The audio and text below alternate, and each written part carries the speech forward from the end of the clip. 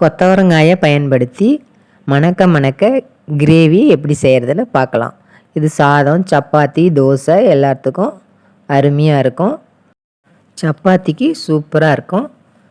கொத்தவரங்காயை வேண்டாங்கிறவங்க கூட விரும்பி சாப்பிடுவாங்க. இப்போ எப்படி செய்கிறதுன்னு பார்க்கலாம். அதுக்கு ஒரு மிக்ஸி ஜார் எடுத்து அதில் 1/2 கப்பு தேங்காய் சேர்த்துக்கிறேன். 1/2 டேபிள் ஸ்பூன் நிலக்கடலை வறுத்தது சேர்த்துருக்கேன். 7-8 பல் பூண்டு, 1 டீஸ்பூன் மிளகாய்த்தூள், 1 கொத்து கருவேப்பிலை எல்லாம் சேர்த்து கொரகொரப்பாக அரைச்சிட்டு வந்துடலாம். அரைச்சிட்டு வந்ததில் கொஞ்சமாக தண்ணி சேர்த்து மறுபடியும் அரைச்சிக்கலாம். இது கொரகொரப்பாக இருக்கணும், நம்ம நைஸாக அரைக்கக்கூடாது. இந்த மாதிரி கொரகொரப்பாக அரைச்சிக்கோங்க. ஸ்டவ் ஆன் பண்ணி ஒரு குக்கர் வச்சுக்கலாம். அதில் 2 டேபிள் ஸ்பூன் எண்ணெய் சேர்த்துருக்கேன். 1 டீஸ்பூன் கடுகு, 1 டீஸ்பூன் ஜீரகம் சேர்த்துருக்கேன். நல்லா பொரியட்டும். இப்போ 1 கொத்து கருவேப்பிலை சேர்த்துருக்கேன். ஒரு பெரிய வெங்காயம் எடுத்து பொடியாக கட் பண்ணி சேர்த்துக்கலாம். வெங்காயம் நல்லா வதங்கட்டும். இந்த மாதிரி செஞ்சு கொடுத்தீங்கன்னா கொத்தவரங்காய் வேண்டான்னு சொல்கிறவங்க கூட நல்லா விரும்பி சாப்பிடுவாங்க. வெங்காயம் நல்லா வதங்கிடுச்சு. இப்போ 1 ஸ்பூன் இஞ்சி பூண்டு பேஸ்ட்டு சேர்த்துக்கலாம். அதையும் நல்லா வதக்கிக்கலாம். இஞ்சி பூண்டு பேஸ்ட்டும் நல்லா வதங்கிடுச்சு. இப்போ 2 தக்காளி, மீடியம் சைஸ் தக்காளி எடுத்து கட் பண்ணி சேர்த்துக்கலாம். நல்லா வதங்கட்டும். நல்லா தக்காளி வதங்கிடுச்சு. இப்போ 1/2 டீஸ்பூன் மஞ்சத்தூள்,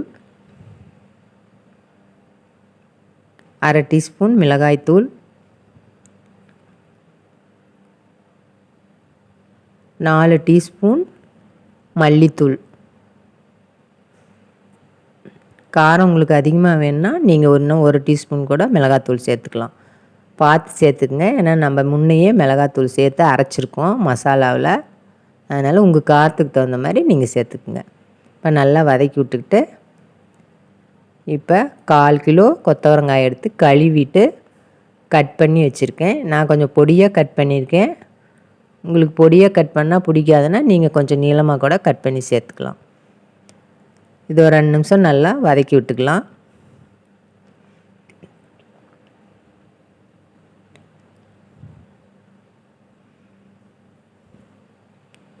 ஒரு 2 டேபிள் ஸ்பூன் தண்ணி சேர்த்து நல்லா வதக்கிக்கலாம். ஆனால் அடியில் பிடிக்குது, அதனால் 2 டேபிள் ஸ்பூன் தண்ணி சேர்த்துக்கலாம்.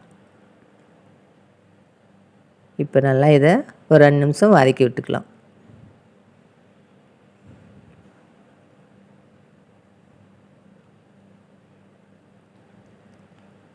நம்ம அரைச்சி வச்ச மசாலாவை சேர்த்துக்கலாம்.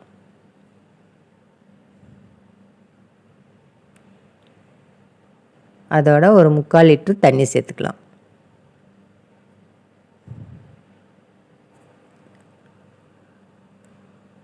தண்ணி சேர்த்து நல்லா கலந்து விட்டுக்குங்க. இதோட உப்பு சேர்த்துக்கலாம்.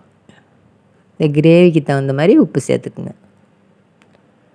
இப்போ குக்கர் மூடி போட்டு விசில் போட்டு 4 விசில் நான் என் குக்கரில் விட்டுருக்கேன். நீங்கள் உங்களுக்கு தகுந்த மாதிரி விட்டுக்குங்க.